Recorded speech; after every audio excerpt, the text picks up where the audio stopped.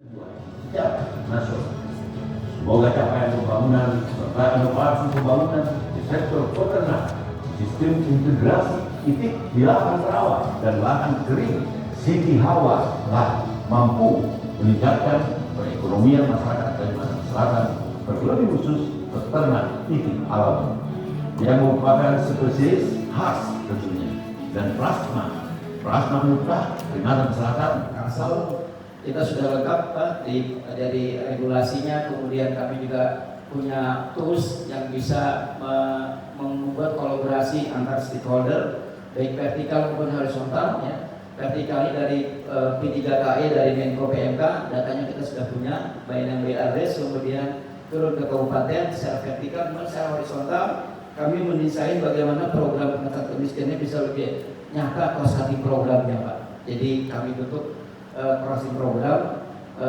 tahunannya, anggarannya adalah positif pada upaya kesehatan petani kita. Pertanyaan pertama adalah bagaimana persyaratan. Jadi barangkali tadi mungkin secara lengkapnya kami berikan waktu ke Kepala Dinas Perkebunan Peternakan Ibu Mami, izin Bu Agnes ya, silakan Bu. Silakan Bu. Terima kasih. Assalamualaikum warahmatullahi wabarakatuh. Pertama-tama kami ucapkan terima kasih kepada Pak Kaban dan seluruh tim penilai karena terpilih dari inovasi kami untuk menjadi inovasi daerah di TPD ini. Menjawab langsung pertanyaan Bu Agnes bahwa persyaratan apa yang bisa mengikuti Siti Hawalari. Kita bahwa untuk bisa mengikuti program Siti Hawalari, yang pertama kita ingin melihat komitmen dan keseriusan dari para masyarakat atau peternak. Dia punya kandang dulu, meskipun kecil, punya kandang. Ya, itu bentuk bahwa dia memang ingin beternak untuk keep up. Inovasi ini adalah untuk membuat tidak lagi menciptakan peternak, tapi menciptakan pengusaha peternakan. Jadi mereka punya inisiatif untuk lebih tinggi dari yang ada saat ini. Jadi ada kandang dan mereka punya pengalaman nggak untuk beternak, meskipun belum banyak, tapi dia ada komitmen bahwa kalau ini ikut program Siti Hawalari adalah dia siap untuk kita bentuk menjadi peternak yang dengan pola agribisnis. Jadi kita tidak bicara kelompok, Ibu Agnes mohon izin, kita bicara klaster karena kita ingin menciptakan entrepreneur atau pelaku usaha, sehingga yang tertarik di dalam program Siti Hawalari tidak hanya, mohon maaf yang selama ini peternak terlalu seolah-olah kesannya hanya ya di desa dan sebagainya. Tidak, ini adalah untuk menjaring segmen milenial, para pas graduate ini menjadi pelaku usaha peternakan. Salah satunya adalah dia komitmen ditunjukkan dengan punya kandang meskipun masih sederhana, dan up-nya nanti tugas dari pemerintah daerah dan stakeholder terkait. Apakah data ada kalau izin mohon nanti kami akan lengkapi. Pada prinsipnya setiap kegiatan peternakan, baik itu peternakan sapi, kerbau, itik, ayam dan sebagainya, itu justru kaum perempuan Ibu Agnes yang melaksanakan, karena bapak-bapaknya banyak bekerja di luar juga, sehingga yang menghandle adalah kebanyakan ibu-ibu, anaknya, perempuan. Kalau saat ini izin Pak Kaban sekaligus mengoreksi, kita sudah tercipta 725 klaster yang berkomitmen untuk ikut Siti Hawalari, artinya itu bisa sebanyak itulah perempuan yang ikut terlibat. Dan untuk hilirisasi izin memang sudah masuk, karena program Siti Hawalari ini tidak hanya di hulu, memang nanti goalnya juga di hulu ke hilir. Dan saat ini para kaum perempuannya, ibu-ibunya sudah ada yang membentuk klub, jadi ada yang usaha dendeng yang sudah tidak hanya dikonsumsi oleh masyarakat Kalsel, juga sudah di wilayah Indonesia. Telur asin dan telur aneka rasa, tidak hanya asin tapi dengan aneka rasa, rasa udang, rasa lain-lain itu sudah diusahakan. Dan ini juga hadir nanti di stakeholder, ada dari Kadin, juga kebetulan ketuanya perempuan Bu Agnes. Kemarin juga gimana kalau nanti izin masukan Bu Agnes, sangat bagus untuk adanya produk-produk hilirisasi lain seperti flash food ya saat ini, karena kami juga harus bagi gerbang logistik Kalimantan, otomatis para yang akan hijrah ke IKN harus kami pikirkan juga Prasbudnya dari Kalimantan Selatan, salah satunya juga dari itu. Saya kira ini yang bisa saya jawab. Terima kasih. Gitu Pak, waktu saya menambahkan memang titik alam bio khususnya ini ya, ini punya nilai keistimewaan sendiri. Jadi menurut kajian yang ada memang kuning telurnya itu punya lebar diameter yang lebih besar daripada telur bebek yang lain. Dan kebetulan diteliti oleh teman-teman yang ingin mendapat gelar doktor ya di Erlangga. Dan rasanya enak sekali Bu Agnes. Jadi saya punya pengalaman lucu ya ketika kami ini cerita aja ya. Itik alam itu kami bawa ke Menpan dan ternyata Menpan teman-teman di Puji sana enak Pak. Sehingga sampai kita udah bisa give out gitu Pak. Jadi Pak Ateh mengakui itik alam itu enak sekali dan beliau bilang udah deh kalau saya dapat predikat A sakitnya. Nah, gitu Pak. Jadi ke depan memang kami ingin menggarap bagaimana tadi tidak hanya menciptakan petani gudeg, tapi petani-petani yang jadi bos Pak, ya, bisnismennya lah di sana. Makanya kami men-challenge teman-teman sekalian di sektor pertanian, jangan perlu membuat program yang recehan, Pak. Jadi bikin program yang betul-betul signifikan untuk mencetak bos-bos peternak, ya, yang ada di Kalimantan Selatan. Ini mimpi besar kami. Itu Bu Agnes. Jadi kalau kami lihat kalau tadi data tentang kemiskinan ekstrim, saya kira sebagian besar masyarakat yang beternak itu pendapatan yang rendah ya, namun tidak ekstrim banget. Nah ini tapi dia masuk di daerah garis kemiskinan yang patut kita coba treatment agar tidak jadi orang miskin ekstrim. Itu Bu Agnes. Terima kasih Mbak Nen. Terima kasih Ibu. Ada lagi Bu Agnes? Cukup saya sudah masih take off ya Pak ya. Selamat terbang Bu. Ya. Bu Mami ya, bila ada data terpilah mengenai profil pelaku peternakan, pelaku perempuan tadi itu ya, profilnya kalau bisa nanti bisa disampaikan ke panitia supaya melengkapi penilaian kami. Ya. Terima kasih. Berikutnya Bapak Ibu, terima kasih Pak Kepala, terima kasih Bu Mami. Berikutnya Bapak Ibu, penanya berikutnya adalah Prof. MD Robert Naim Jaweng, silakan sudah di online. Nah, silakan Prof. Ya, terima kasih Pak Randi. Ini Profnya jauh sekali nih Pak Randi. Profesional maksudnya Pak. Oh, profesional ya, provokator. Baik, terima kasih. Assalamualaikum warahmatullahi wabarakatuh. Pak Haryadi, Pak Kepala Bapeda, terima kasih atas presentasi yang sangat baik.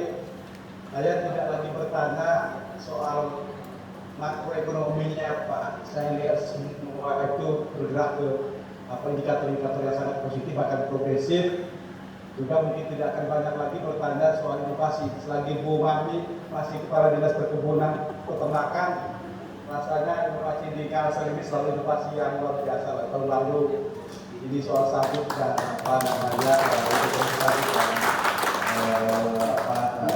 peternakan sapi ya. Saya mau dari sisi governance ini Pak Kepala, governance itu dua hal. Pertama, ini karena terkait saya dari ombudsman ya. Pertama, saya melihat indeks reformasi birokrasi IRB dari Kalimantan Selatan itu hanya 0.72, meskipun naik Pak, progresnya lumayan, tapi ini masih terhitung sedang Pak, saya kira ya. Bahkan sedang ke arah bawah gitu ya.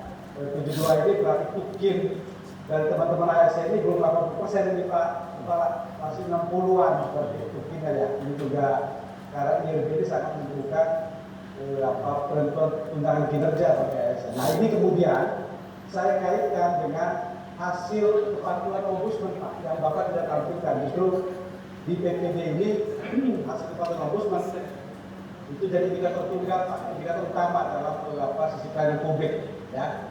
Nah, saya melihat angkanya ini di 80-an dengan hijau memang ya, tapi kualitas tinggi, bukan tertinggi Pak ya, kualitas tinggi ada di antara posisi 20 dari 34 provinsi. Nah, mudah-mudahan Bu Tantri, Pak Biro Organisasi ada yang nanti berikan jawaban gitu ya. Apa yang dilakukan Pak agar IRB-nya ini tentu sudah ada kenaikan, tetapi masih pada posisi yang sedang atau bahkan agak rendah gitu. Demikian juga kaitan kepentingan publiknya. Jadi kalau IRB-nya itu tidak terlalu bagus, lapan area perubahan itu berarti belum terintervensi dengan baik. Ya, meskipun tadi sakit sudah A, ya, mungkin karena dikasih telur itu ya Pak dan dapat sakit A itu ya, tapi bagaimana kemudian IRB yang kemudian berdampak pada level publik. Dan hasil IRB dan hasil ombudsman ini penting untuk kemudian saya dapatkan penjelasan terkait strategi ke depan. Itu satu. Kemudian kedua, masih terkait governance ya. Proses penyusunan perencanaan, minta maaf Pak Kepala, tahun lalu dan tahun ini saya punya kesan ketika bicara proses partisipatif, Kalsel selalu bicara bottom up saja di depan. Bahkan di slide 3 partisipatif garis miring pada dua hal yang berbeda ya, gitu ya. Ketika kemudian dia digabungkan, maka partisipatif tergerak dalam proses yang bottom up itu Pak, dari desa, kecamatan ke atas.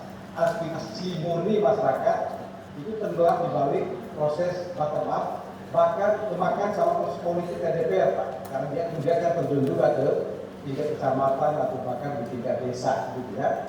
Nah, apa yang bisa diceritakan Pak dari proses partisipatif, terutama misalnya kalau kita mau melihat sejauh mana aspirasi kaum penyandang disabilitas, kemudian juga anak dan perempuan dan sebagainya gitu ya, kelompok rentan dan sebagainya yang itu ingin dapat cerita seperti apa sih proses pelibatan mereka dalam penyusunan RKPD baik yang 2023 kemarin maupun yang sekarang 2024. Itu mungkin pertanyaan kedua. Kalau boleh bonus tambah satu Pak, saya ingin menanyakan tadi anggaran kesehatan itu meningkatnya di atas 10%. Dengan sekarang undang-undang kesehatan sudah menghapuskan mandatory spending, masih ada nggak komitmen anggaran kesehatan tetap di atas 10%? Saya ingin mendapatkan jawaban itu karena ini sangat sentral dalam konteks pelayanan publik di Ombudsman. Saya kira itu Pak Andi dan saya 3 pertanyaan. Terima kasih. Terima kasih Pak Indi. Silakan Pak Kepala. Baik, ini mudah-mudahan kalau organisasinya hadir ya, tapi masih di kontak ini. Mungkin saya loncat dulu menjelaskan bagaimana partisipasi ini Pak terkait dengan penyandang disabilitas dan anak. Jadi setiap hari kita setiap saat momentum forum konsultasi kami kita lakukan ya, mereka kita hadirkan. Jadi ada forum anak, kemudian peletakan batu pertama dan dalam waktu dekat akan ada pembangunan untuk industri minyak makan merah Pak di Kalimantan Selatan. Ini juga sebagai upaya untuk penyerapan sawit khususnya milik pekebun rakyat. Dan Kalsel memang untuk industri perkebunan dari sisi luasan Kalsel boleh kalah, tapi dari sisi industri hilirisasi Kalsel insya Allah juara ekspor untuk sawit kemarin di satunya Kalimantan Selatan Pak. Jadi menampung bahan baku bisa dari luar Kalimantan Selatan, tapi industri hilirisasinya terproduksi Kalimantan Selatan. Demikian juga dengan nyambung ke hilirisasi Siti Hawalari ini, insya Allah juga kita inginnya menuju ke ekspor. Ada tidak hanya dari bahan baku asli, itu juga dari limbahnya. Ada tepung, tadi beliau Bu Agnes menyampaikan tepung telur ya, telur asin. Kami sudah ada kajian juga untuk tepung dari cangkang untuk makan, kembali untuk makan. Dan juga untuk industri, mohon maaf karena sebelumnya juga inovasi kami yang masuk dari Siskaku Intip, kami juga dari Siskaku Intip untuk industri hilirisasinya ini sebenarnya terbangun dari perkebunan kelapa sawit. Jadi perkebunan kelapa sawit itu kami manfaatkan bahan baku jelas sudah ada minyak goreng dan sebagainya. Nah dari sisi limbahnya kami sudah bangun industri pakan ternaknya Bapak, dan ini sudah mensupport seluruh Indonesia. Dan pakan ternak ini tidak hanya di pakan sapi ternak besar, tetapi juga insya Allah bisa untuk mensupport ternak unggas. dan sudah bisa diimplementasikan untuk ternak itik ini Bapak. Di sini ada Kepala Balai BSIP, ini dukungan dari Kementerian Pertanian untuk riset dan kajian sudah diaplikasikan dan siap untuk dilaksanakan di program Siti Hawalari. Karena sangat efisiensi, harga per kilo kan cuma 3.000 Bapak. Dan satu lagi kemajuan riset kami dan alhamdulillah sudah mendapat haki dari Kemenkumham, dari limbah jangan-jangan kosong itu sudah kita olah industri untuk karton dan digunakan untuk pemenuhan kebutuhan rak telur untuk mensupport industri unggas di Kalimantan Selatan. Jadi yang kami bangun di industri kami perkebunan peternakan tidak hanya dari produk inti, tapi juga termasuk produk limbah untuk menjaga lingkungan, karena kami membangun perkebunan dan peternakan sesuai dengan perda kami, sudah naungan perda Pak Yadi, kami sudah memiliki perda perkebunan berkelanjutan dan perda tentang peternakan dan kesehatan hewan berkelanjutan. Ini harus kami tuju. Nah, untuk bagaimana dengan menarik investasi, izin sama seperti sistem Intep bahwa kami di perkebunan kapas sawit itu ada kewajiban hadir Gapki, mungkin bisa menambahkan nanti, ada kewajiban fasilitasi kebun masyarakat sekitar 20%. Karena keterbatasan lahan, sehingga semua program atau inovasi Pemprov Kalsel itu bisa menjadi konversi dari fasilitasi kebun masyarakat sekitar, sebagaimana Seskaku Intip. Seskaku Intip sudah terbentuk 26 klaster, 12 klaster sudah memiliki iPro, siap untuk di launching. Investasinya termasuk juga dari perusahaan perkebunan itu sendiri sebagai bisnis baru mereka untuk mensejahterakan masyarakat sekitar perkebunan. Demikian juga dengan Siti Hawalari ini juga kita termasuk adalah rangka jangka panjangnya, langkah strategisnya akan kami susun juga iPro-nya karena kami sudah ada tujuannya memang skala agribisnis ya, industri yang akan kita ciptakan, tidak hanya peternak yang izin tadi peternak burung, tapi kita membangun industri yang menarik banyak minat untuk bisa berindustri peternakan itik di Kalimantan Selatan. Untuk inflasi terkaitan dengan NTP, terbukti Bapak, pangan di masa COVID, di masa pandemi COVID, di masa seperti ini memang sangat dibutuhkan untuk pangan, sehingga NTP perkebunan dan peternakan selama 3 tahun itu terus mengalami peningkatan di atas 100%. Itu indikator kami bahwa dari perkebun dan peternak itu sudah sejahtera, dan yang menilai kan bukan kami izin, yang menilai adalah dari BPS, itu indikator dari peningkatan pendapatan. Bagaimana kaitannya dengan inflasi? Telur itik punya segmen dan punya minded, sudah menjadi minded masyarakat Kalimantan Selatan. Ada beberapa kuliner yang memang kalau diganti dengan lain kurang enak Bapak, yaitu soto Banjar. Soto Banjar itu telurnya harus telur itik. Nasi kuning itu harus itik, biarpun dibangun di Jawa Timur itu diganti telur ayam kayaknya kurang gedenya. Jadi harus telur itik. Daging juga demikian. Ada daging soto Banjar belum ya? Oh, belum. Jadi dengan bahan makanan dengan spesifikasi lokal dan juga dengan Pengen tahu bedanya sama yang telur bebek. telur bebek sama telur itik soto Banjar. ini sudah memenuhi hampir seluruh wilayah kecil Pak. Kalimantan. Kalau yang Untuk itik yang kita tuh kuningnya besar. Dapnya itu sudah memenuhi wilayah Indonesia. Dan untuk pabrik breeder, industri breedernya tidak hanya di-cover oleh breeder lokal. Yang di Siti Hawalari ini mulai dari hulu ke hilir. Kita tidak hanya menciptakan dari budidaya ternak potongnya, tapi juga industri bibitnya. Bibit selama ini disupport dari BPTU HPT, UBT kami Kementan. Nah, dengan adanya frekuensi yang sama, kualitas yang sama, karena izin Bapak, itik lokal kami ini juga sudah punya SIP. Ini yang kami minta, sehingga kita untuk dimuk keluar Kalimantan Selatan semuanya itu sama frekuensinya dengan atau kualitasnya dengan yang punya BPT pusat. Jadi insya Allah legal standing itu yang kami penuhi untuk inovasi, jadi regulasi inovasi kami. Dan Siti Hawalari ini juga sudah mendapatkan haki dari Kemenkumham, artinya pembaruan dari inovasi ini juga sudah diakui oleh Kemenkumham. Jadi substitusi Bapak di sini. Pada saat telur ayam daging ayam ras naik, dan biasanya industri broiler, industri ayam layer itu harus terbangun dengan pendekatan pakan, pabrik pakan kalau dia mau low cost, biaya rendah. Kalau ini kan hampir semuanya terbangun di wilayah, kebanyakan wilayah basah, sedikit ya kita, karena inovasi ini kita bangun di industri wilayah lain. Kalau kita bangun industri pakan kurang cocok, sehingga cost-nya akan tinggi.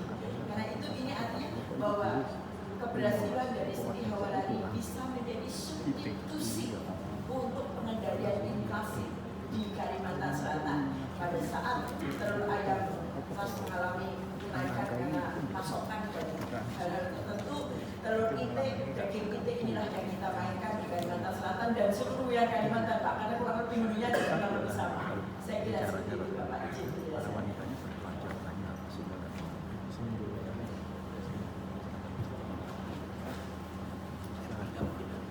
Gimana Pak Ahi, ada tambahan Pak? Cukup? Ya. Tadi yang masih belum dijawab tersisa, mohon maaf Pak Mahi sebelum melanjutkan Pak Mahi sendiri. Pertanyaan mengenai indeks RB tadi yang Indeks RB. ya Kami bisa sambungkan ke ini Pak, ke Bukaro organisasi tadi boleh Pak ya. Jadi mohon izin Pak, mumpung Bu Karonya belum terbang Pak. izin Ingat, Bu Tantri ada di ruang Zoom. Tergantung. Silakan Bu, menjelaskan pertanyaan Pak Andi Jaweng dari Ombudsman terkait dengan strategi kita bagaimana RB kita bisa lebih baik ke depan. Silakan Bu. Baik, terima kasih. Selamat siang Bapak Ibu. Assalamualaikum warahmatullahi wabarakatuh. Mohon maaf, mungkin saya tadi tidak mendengar seluruh pertanyaan, tapi mohon dikoreksi. Jadi kalau berbicara tentang capaian, terlebih dahulu kami sampaikan bahwa indeks reformasi birokrasi Kalsel sebenarnya mengalami kenaikan yang signifikan Bapak Ibu pada tahun 2023. Karena sebelumnya kita berada di kategori B. Nah sekarang dengan nilai 72 kita berada di kategori sangat baik. Akan tetapi kemarin kita mencoba menginventaris apa-apa saja indeks komposit pembentuk indeks reformasi birokrasi. Tetapi pada dasarnya dalam indeks reformasi birokrasi itu kita fokus bagaimana penyederhanaan birokrasi itu dilakukan. Sehingga di dalam indeks RB sendiri pun dalam konteks penyederhanaan birokrasi kita terus-menerus melakukan penyederhanaan dari birokrasi. Yang pertama yaitu penyederhanaan struktur organisasi, kemudian bagaimana penyetaraan jabatan, serta pemberlakuan sistem kerja sendiri. Tetapi indeks RB ini tidak hanya dari mekanisme penyederhanaan birokrasi, tetapi juga didukung oleh indeks-indeks yang lain, baik itu perencanaan, kemudian penganggaran atau pengelolaan keuangan, serta bagaimana persepsi masyarakat terhadap birokrasi yang dilakukan di Kalsel. Ada beberapa strategi yang kami terus lakukan. Yang pertama bahwa kita mencoba untuk melakukan integrasi secara sistem mulai dari perencanaan, penganggaran sampai dengan penilaian kinerja. Kemudian dari sisi penilaian kinerja sendiri kita sudah membuat regulasi bahwa kinerja individu itu dipengaruhi oleh kinerja organisasi dan ini sudah ada poin-poinnya. Yang berikutnya kita juga terus-menerus Pak melakukan internalisasi bagaimana indeks reformasi birokrasi ini yang didukung oleh indeks-indeks lainnya dari para pemangku oleh masing-masing perangkat daerah agar kita memiliki persepsi yang sama. Salah satunya misalnya pengelolaan kepegawaian, kemudian terkait pelayanan publik juga ada di dalam indeks RB tersebut, kemudian juga masalah indeks tata kelola pengadaan dan lain sebagainya. Adapun capaian-capaian yang sudah kami terima saat ini, kalau dari penghargaan RB Tempatik kita terbaik se-Indonesia. Kemarin mendapat penghargaan pada tahun 2023 di Bali. Kemudian kalau dari sistem akuntabilitas kinerja kita mendapatkan predikat A, Pak. Mungkin satu-satunya ya provinsi yang mendapatkan predikat A di luar Pulau Jawa, yang sisanya A itu dari Pulau Jawa. Kemudian indeks tata kelola pengadaan kita ini juga terbaik se-Indonesia. Adapun hal yang paling mempengaruhi, kita juga terus-menerus meningkatkan kapasitas tim evaluator atau APIP dalam penilaian tata kelola pemerintahan. Saat ini pun kita mendapatkan tanggung jawab oleh Kemenpan RB bagaimana mendeliver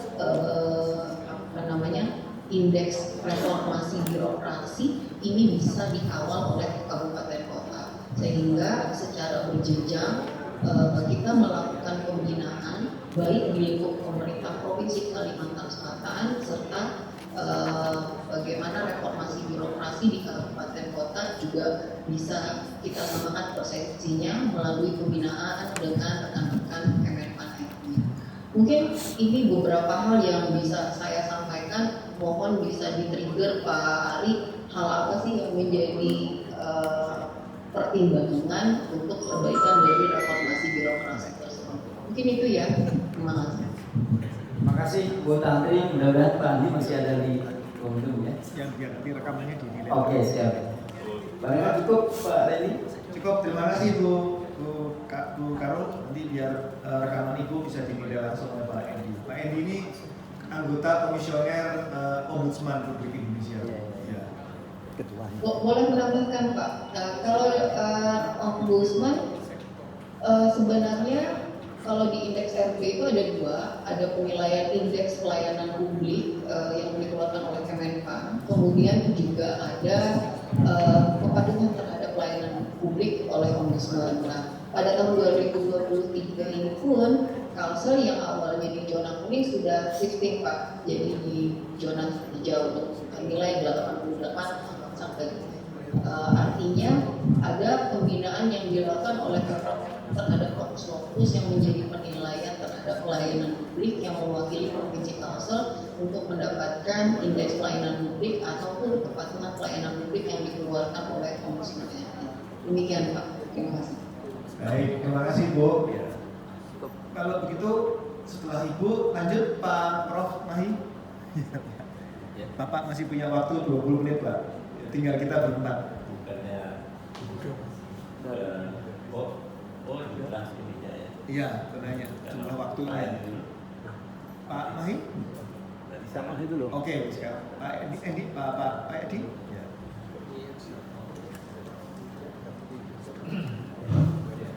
Terima kasih Pak Randy, Pak Aban. Pertama, presentasi atau kinerjanya pembangunan di Kalsel perlu diapresiasi Pak. Ya, indikator makronya relatif bagus. Tapi kan ada juga gitu ya. Jadi kan kita tahu bahwa Kalsel tumbuhannya masih 4%. Ya. Kemarin tadi kita diskusi tentang bagaimana Kalsel ke depan gitu ya, melakukan tidak hanya 4%, kalau mau jadi Kalsel emas dalam rangka Indonesia emas, maka Kalsel harus tumbuh lebih cepat lagi, tidak hanya 4-5%, tapi mungkin minimal 6-7%, kan gitu ya, kira-kira. Nah,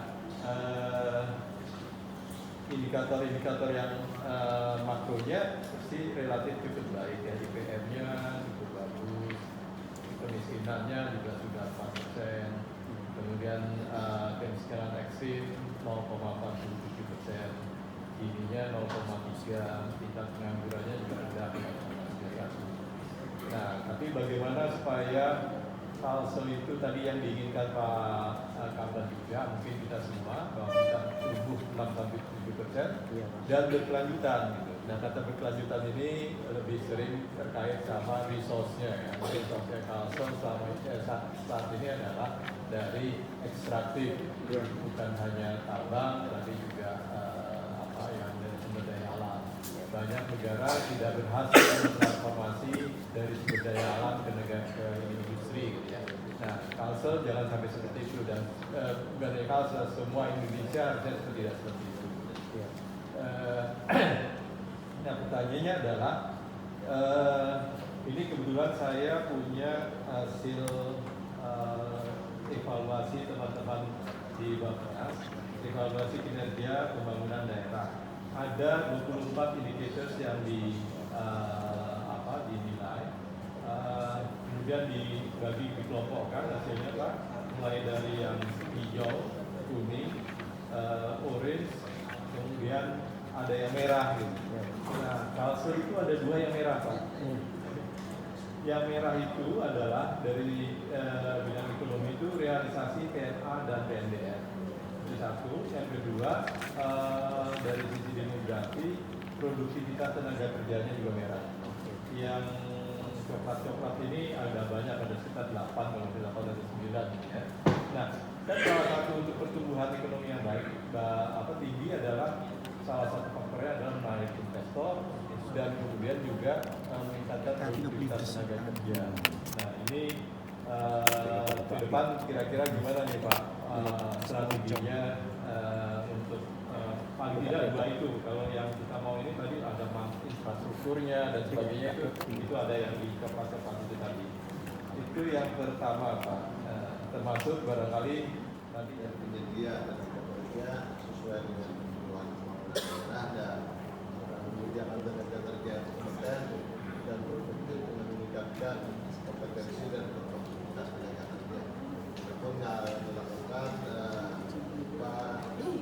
peningkatan kualitas dan kompetensi tenaga kerja di pelatihan-pelatihan yang diadakan di BLK. Kami ada satu BLK tingkat provinsi yaitu sebuah tujuan mulai teknik otomotif, teknik manufaktur, pengoperasian mesin ngebut, kemudian teknik kelas listrik, teknik elektronika, teknik kelas bisnis dan manajemen, dan manufaktur, bahasa kecantikan, teknologi informasi dan komunikasi, serta terakhir kejuruan processing, yaitu tata boga, pembuatan roti dan kue berkaitan dengan dunia memasak. Kemudian untuk produktivitas dan tenaga kerjaan juga ada melakukan upgrade bagi para pekerja melalui dengan pelatihan dan langsung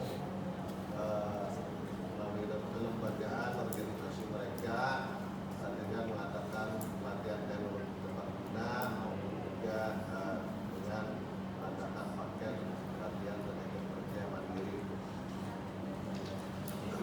Kemudian juga untuk penempatan tenaga kerjaannya kami ada melalui jober, mengadakan jober dan juga langsung untuk menjembatani antara kebutuhan dunia industri dan tenaga kerja yang ada melalui program pemagangan, baik pemagangan dalam negeri yang diadakan oleh APBN maupun juga pemagangan yang kami adakan melalui APBD dan kerjasama serta pemantauan, monitoring, asistensi kepada sekolah-sekolah menengah kejuruan khususnya, dan ada juga beberapa politeknik yang menjadi bagian komunitas kami dalam upaya penempatan tenaga kerja melalui usaha kerja khusus yang diadakan masing-masing institusi atau lembaga pendidikan tersebut.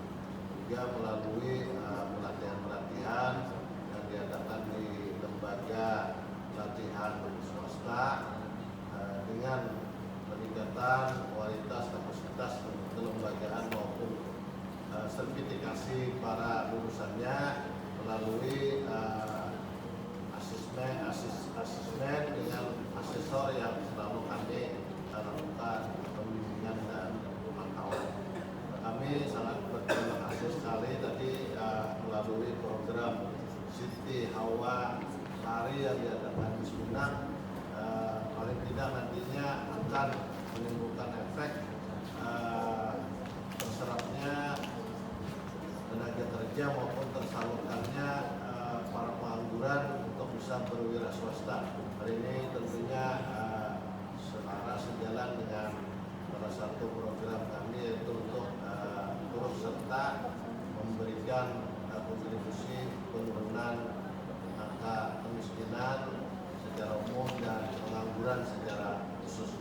Mungkin ini yang bisa kami tambahkan secara rumit, Pak Kaban. Oke, terima kasih Pak. Dari PTSP ditambahkan terkait dengan PM PTSP ada ya?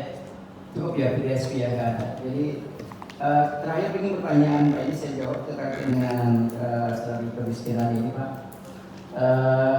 Di dalam RKBD kita sudah terus tadi programnya Pak. Jadi kalau kita lihat bagaimana di pendekatan tidak parsial, sebenarnya kita sudah lakukan bagaimana pembangunan RTRH itu sudah juga bagaimana nanti juga ada treatment lain. Jadi kalau kami paham hari ini bagaimana miskin ada 3 strategi: mengurangi pengeluaran, ya, meningkatkan pendapatan, dan mengurangi angka kemiskinan. Jadi barangkali spot yang kita lihat kemarin belum tersentuh dari treatment yang lain, Pak. Tapi prinsipnya kami sudah mencoba memposisikan diri. Kalau orang miskin itu karena miskin karena tempat tinggal tidak tersedia, kita buatkan bangunannya, tapi juga bagaimana peluang usahanya juga, Pak. Skillnya kah yang menjadikan dia miskin? Makanya teman-teman perindustrian memberikan bimbingan teknis untuk bagaimana skill tadi bisa ada di sana, Pak. Jadi sebenarnya nih konsep ini ada di Sipalo Exis, Pak, di sana. Jadi kami membuat bagaimana satu objek itu bisa dikelola oleh beberapa SKBD, Pak. Nanti kalau bisa seperti kita tunjukkan alatnya kami coba bangun itu sehingga lengkap, menu lengkap lah ketika kita ingin mentreatment seseorang yang miskin ekstrim, CLG-nya harus selesai, ya. Dan kontinu, saya yakin pendekatan untuk orang miskin ini tidak temporal dan harus permanen, ya, tidak waktu-waktu saja, tapi harus dikawal sampai dia berhenti miskin, ya. Ini pun kalau tidak kita coba bantu dengan tools yang bisa menggait semua stakeholder, sehingga susah untuk menjamin tidak kolaboratif, ya, hanya parsial. Kemudian ke depan bisa lebih baik lagi, Pak. Jadi kami ingin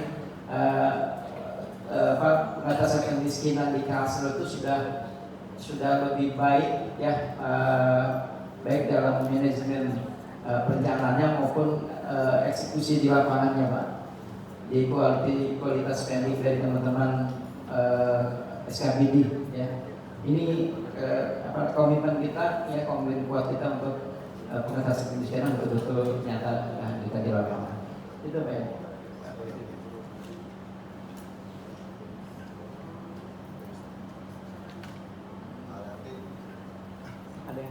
Ada satu lagi kemudian yang terkait dengan kepala dari Rusia tadi. Alhamdulillah juga kemarin sesuai amanah dari Perpres 68 tahun 2022 tentang revitalisasi iklan vokasi, pendidikan dan inovasi, kita di daerah yang diinisiasi oleh Kadin seperti Utara Buang kita dilibatkan Ibu Sinta selaku Ketua Kadin sekarang sangat proaktif dan sudah terbentuk tim koordinasi daerah yang besar. Harapan kami itu nanti dapat menjembatani antara semua sektor, baik sektor pendidikan khususnya dunia pendidikan kejuruan SMK dan SMA, dan juga akademisi praktis seperti politeknik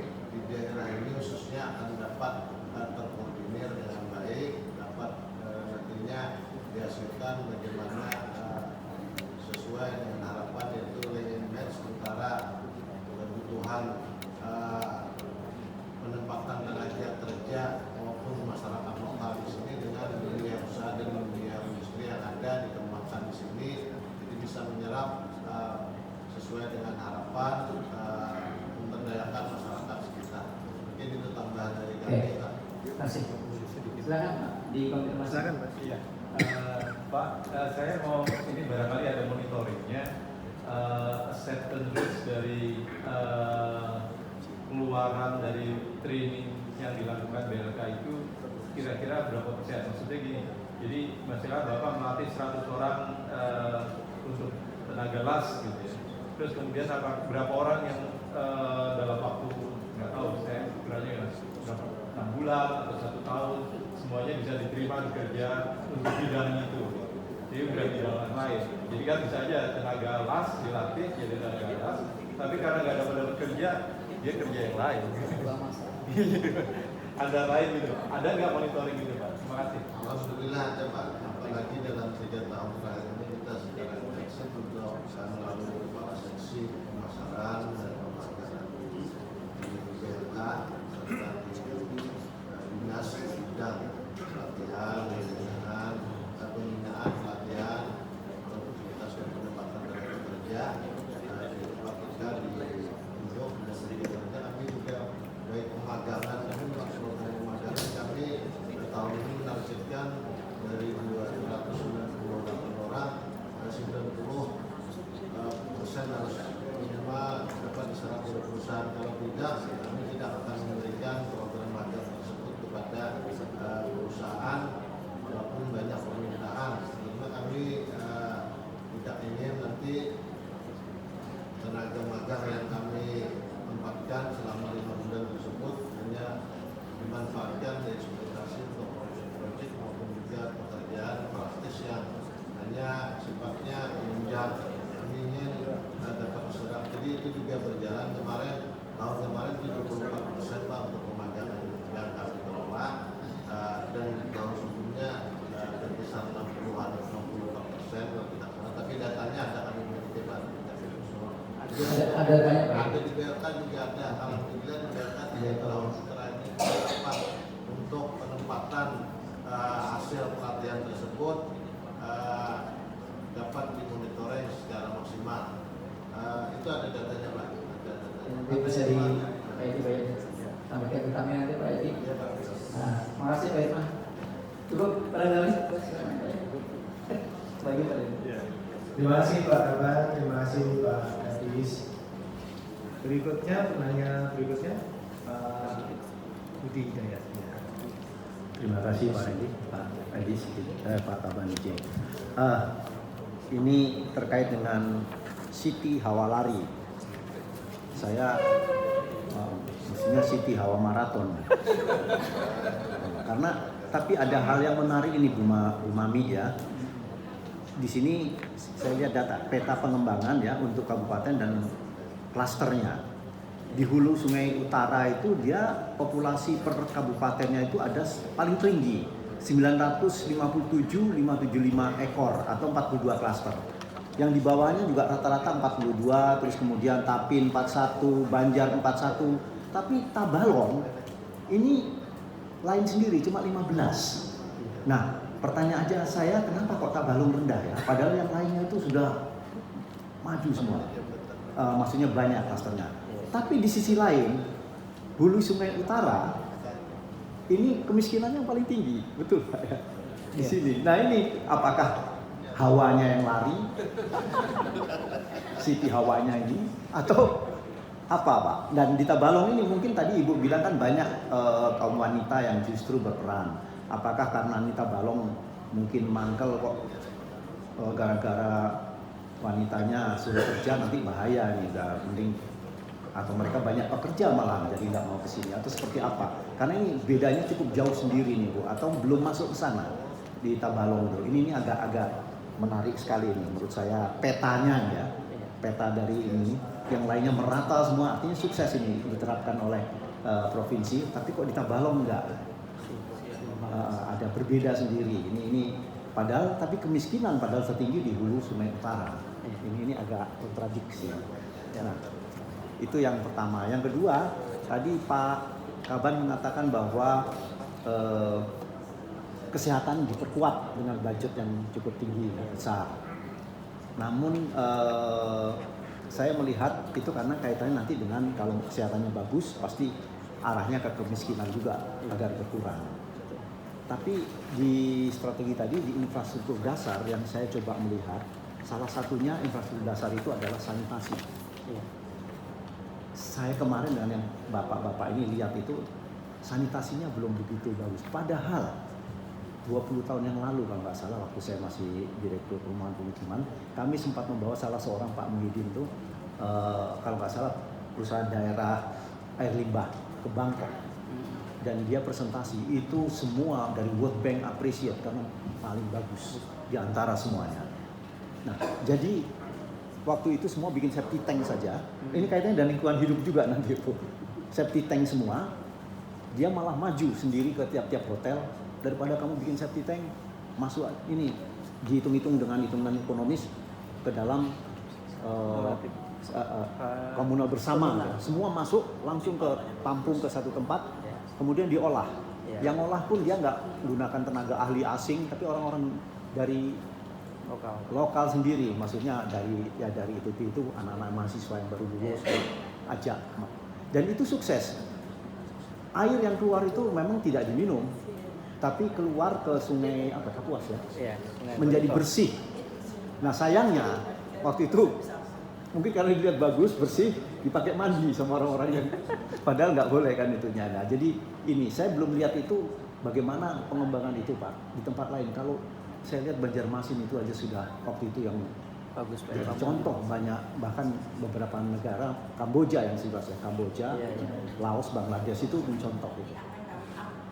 Untuk melalui program stimulus pemerintah dan perbankan. Dan alhamdulillah yang menggunakan program seperti halal itu memang penggunaan dana kur. Khusus kan mudah-mudahan izin ini bisa disetujui, terutama untuk Alsin bunga 3%. Jadi sebagai pembanding izin seperti itu, Tabalong introduksi, dan untuk pemenuhan pintu gerbang ibu kota negara. Untuk HSU memang betul-betul tujuan kami adalah meningkatkan pendapatan masyarakat ya Bapak. Kita minta menjaring tidak hanya peternak asli tapi juga masyarakat. Dan ternaknya pun sudah diekspor gitu ya, dan dijual ke seluruh wilayah Indonesia. Membantu sekali UPT kami. Besar ya. Siap. Mudah-mudahan Pak nanti kami terus pantau perkembangannya. Boleh nambah Pak Randy. Itu model klasternya itu ini Bu ya. Maksudnya kalau yang saya tahu kalau di dunia pertanian beras nih di Jawa itu ada Gapoktan, ada Poktan. Apakah seperti itu juga gitu? Siap. Kami ingin kalau kelompok atau kelompok itu anak-anak milenial kurang tertarik Bapak menjadi peternak gitu. Kami ciptakan pengusaha. Oh iya. Karena kami ingin menyasar para milenial. Kalau dia jadi pengusaha ternak itu gengsinya naik gitu Bapak. Karena tapi kalau grupnya menjadi besar. peternak kayaknya lulus-lulus menjadi peternak gitu Bapak. Jadi Bapak. Jadi sekarang ketemu para pelaku usaha, saya bilang pelaku usaha itu. Dan mereka melebihi gaji kita ya Bapak. Lapor, Bu, saya punya 1.000, setiap bulan masuk 15 juta. Kamu jadi pegawai di Bapak, misalnya P3K atau apa, nggak sampai segitu. 2,6 itu baru 1.000. Nanti kekurangan ini. Kamu kesini sekarang gitu Bapak. Kamu kesini sekarang, saya lagi ada di sini. Ditugaskan Bang Kalsel yang ada di wilayah itu untuk ketemu kita langsung. Nih cara nasabahmu ini up untuk bangun kandang lagi, untuk bibit lagi, seperti itu. Jadi inovasi ini memang betul-betul kita merubah. Kalau hanya peternak lokal kita tidak bisa menjadi secara luas. Dan ini kami promosikan ke koperasi-koperasi, pegawai negeri dan sebagainya. Ini bisnis baru masyarakat Kalsel, dan mohon izin nanti insya Allah kalau bisa membantu Indonesia, alhamdulillah. Kalau ini boleh lagi. Izin dulu. Kalau pendanaannya selain KUR ada nggak misalnya CSR atau siap. Ya. Ini yang kami sasar nanti ke depannya Bapak. Jadi kita di kami punya tambang. Kami sudah ketemu dengan forum KTT. Di program Seskaku Intip pun kami minta CSR dari industri. Kalau tidak bisa mengintervensi bibitnya indukan pejantan atau kandang, semuanya kita ada intervensi, ada upaya, dan mereka sudah menerima bahwa kami siap untuk memberikan CSR produktif dari tambang. Di sisi kami di perkebunan kelapa sawit Bapak, itu ada kewajiban juga untuk CSR. Ini yang nyata-nyata, mohon maaf daripada dia untuk charity, untuk apa kan ini yang diperlukan. Dan insya Allah siap untuk mendukung mereka hadir Bapak. Nanti bisa jelasin. Dan izin Di kami pun juga ada dana-dana mungkin dari KPQ sudah dari dana desa sudah disebut BPDPKS Bapak. Karena program ini kami berharap untuk bisa menjadi konversi selain sapi, karena kalau Seskaku Intek hanya bisa diaplikasikan daerah sawit mineral yang kering. Bagaimana dengan daerah basah? Kami sulit untuk mengintroduksi dengan ternak sapi. Mereka maunya ternak intek ini Bapak. Nah dari BPDPKS kami sudah menemui sepanjang kegiatan itu bisa dan dilaksanakan untuk meningkatkan pekebun plasma atau pekebun yang ada di sekitar masyarakat karena dari terdampak di sawit itu boleh mengajukan dukungan sarpras melalui BPDPKS. Jadi kemarin sudah di statementkan itu oleh BPDPKS. Siap. Dan ini jaringan-jaringan anggaran yang bisa kami gunakan untuk meningkatkan atau mempercepat implementasi dari program Setika Online ini. Ya, Mbak. Artinya kalau saya lihat strateginya udah bagus ya, kalau yang tadi lari sekarang maraton, kalau dulu sprinter, lebih cepat. Saya kira baik Bu. Tapi ngomong-ngomong ada penyuluhnya pasti ya, atau gitu aja loh pakai di apa pamflet atau seperti. Sebelum terbentuk Bapak, kami ada apa istilahnya sebelum program dilaksanakan kita ada CPCL-nya itu tadi yang ditanyakan oleh Bu Agnes. Kita juga ada sosialisasi, kita ada fintech pendampingan.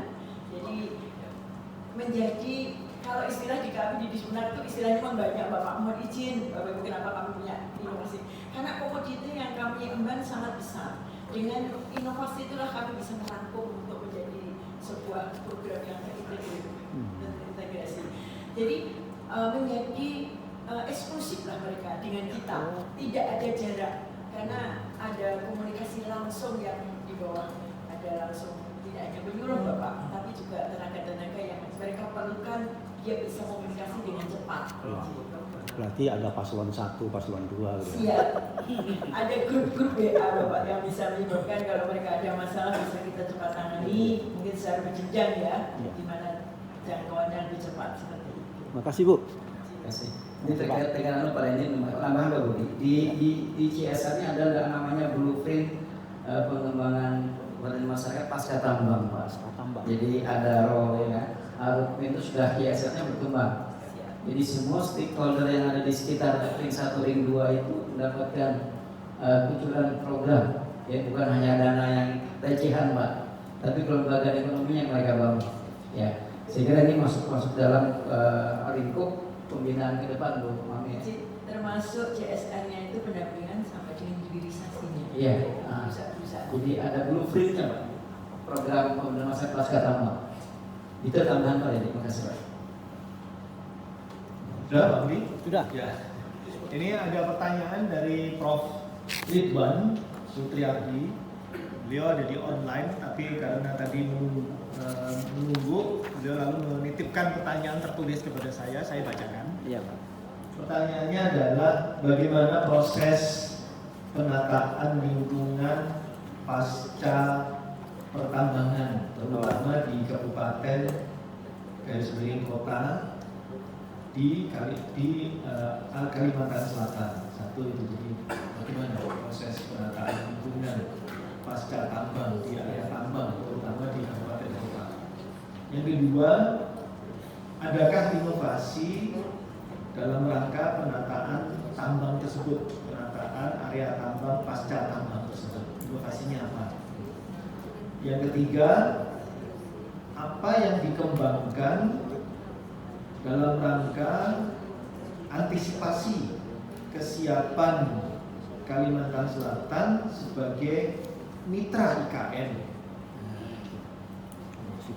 Antisipasi yang dilakukan oleh Kalimantan Selatan sebagai mitra IKN. Monggo Pak, silakan Pak. Nanti ada teman-teman dari yang lain menambahkan ya. Dari Bhutan juga mungkin ada hadir secara Zoom. Baik, saya mau jawab yang nomor 3 ya. Nomor 3 ini agak gampang saya jawab Pak Anda. Silakan Pak. Karena adalah bagaimana antisipasi sebagai mitra bisa menambahkan. Jadi Yang pertama terkait dengan reformasi birokrasi ya. Sebenarnya kita sedang berjalan Pak Hermawan bagaimana restrukturisasi ya. Kami sebenarnya ingin bagaimana struktur kita itu dinamis di Kalsel seiring dengan RPJMD baru misalnya ya. Contoh di ini misalnya dia menyesuaikan struktur itu berdasarkan RPJMD-nya. Namun di daerah di luar khusus ibu kota Jakarta di luar DIY itu tidak diperbolehkan untuk merubah struktur yang sudah dipendagrikan ya. Ini barangkali hambatan kami di luar daerah istimewa Yogyakarta. Berdasarkan kebutuhan yang kita ada di RPJMD, tidak semua struktur itu bisa berfungsi. Kami ingin strukturnya jadi struktur kayak difungsi sebenarnya ya. Tapi oke lah, itu sudah berjalan, tinggal bagaimana membuat struktur yang ada itu bisa lebih fungsional ya, berfungsi. Ada juga nanti kita sudah melaksanakan bagaimana ada fungsionalisasi penyetaraan dilakukan di Kalsel. Kemudian SPBE, Pak Hermawan, memang SPBE Kalsel termasuk yang masih perlu dikembangkan ya. Makanya dalam waktu dekat ini kami juga akan melakukan studi tiru ke daerah yang lebih maju ya. Bagaimana transformasi digital mereka lakukan ya. Ini langkah-langkah kita ke depan, upaya-upaya kita lakukan ke depan. Kami tidak tinggal diam, SPBE bisa lebih baik lagi ke depan, tapi berproses nih Pak Hermawan. Yang kemudian yang kedua adalah yang berikutnya adalah satu data Indonesia. Ini juga sedang berproses. Kami sehingga staf kami yang menangani ini luar biasa. Sampai hari ini dia sakit ginjal ya, ada di rumah sakit ya. Bagaimana dia secara intensif melakukan kegiatan satu data Indonesia itu sukses, termasuk produser datanya di SKPD. Jadi ini memang kalau dinilai mungkin masih ada kekurangannya, kami sedang berproses menuju ke penyempurnaan ya. Kami yakin SDI ini penting untuk bagaimana metadata untuk indikator makro pembangunan juga akan kami butuhkan nanti ya. Tidak hanya untuk penyediaan data saja, tapi juga bagaimana data itu bisa diolah menjadi informasi sebenarnya. Jadi buat apa kita banyak data, lengkap data kalau belum jadi informasi. Jadi kemampuan untuk mengolah satu data Indonesia itu step berikutnya adalah bagaimana menyajikan informasi dan data-data yang ada untuk kami tindak lanjuti berupa program kegiatan yang lebih mengarah kepada data kondisi yang ada di daerah kami. Nah, ini terkait dengan rencana aksi ini juga sedang berproses pergubnya ya, sedang dilakukan ya. Kemudian terkait dengan ketidaksinkronan masih dengan prepes yang ada. Mohon izin juga kami sudah melakukan langkah-langkah untuk ke arah sana ya, perbaikan pasal-pasalnya jangan sampai terkesan ini tidak terlaksana. Tapi intinya kami sudah melakukan secara maksimal, tapi belum begitu belum pada harapan yang tinggi ya, mengenai pada harapan yang tinggi tadi sedang berproses. Dan kemudian ini terkait dengan hal yang lain, terkait dengan RPJMN, RPJMD kita, Kalsel sebagai gerbang di RPJPD kita sebenarnya sedang dideklar Kalsel itu maju dalam perjanjian sebagai gerbang IKN ya. Nah ini nyambung dengan ke depan RPJPD ke depan ini kita sebagai gerbang logis Kalimantan untuk Kalsel yang bagus salam. Nah ini bagaimana kita mengantisipasi mitra ya, mitra IKN, Kalsel sebagai mitra IKN termasuk mungkin terkait dengan energi terbarukan yaitu 24 megawatt ya. Potensi kita ada di sini, ada panas bumi ya, kemudian ada tenaga bayu juga ya. Ini yang kami coba dengan pihak terkait terutama dengan PLN bagaimana nih di daerah yang punya perairan Waduk Riau Kanan bisa dijadikan dibangun satu fasilitas bagaimana solar cell bisa ditaruh di sana untuk menghadirkan target energi terbarukan 24 megawatt dari sini. Yang berikutnya adalah tingkat pengeluaran terbuka ya.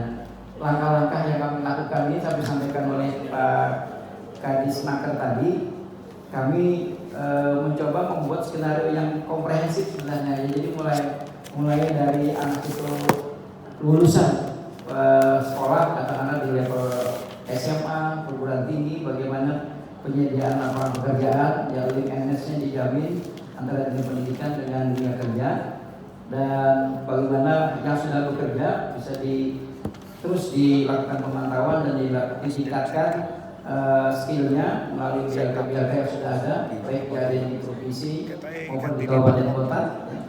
Kemudian terkait dengan SDM, kebutuhan dan lapangan pekerjaan tadi. Itu langkah-langkah makronya Pak Hermawan. Mungkin tidak begitu detail, tapi upaya kami lakukan yang tercermin dari pencapaian ini terus kami lakukan dengan di perencanaan dan masuk kegiatan ada di dinas terkait. Barangkali itu dari kami Pak Randy, Pak Hermawan.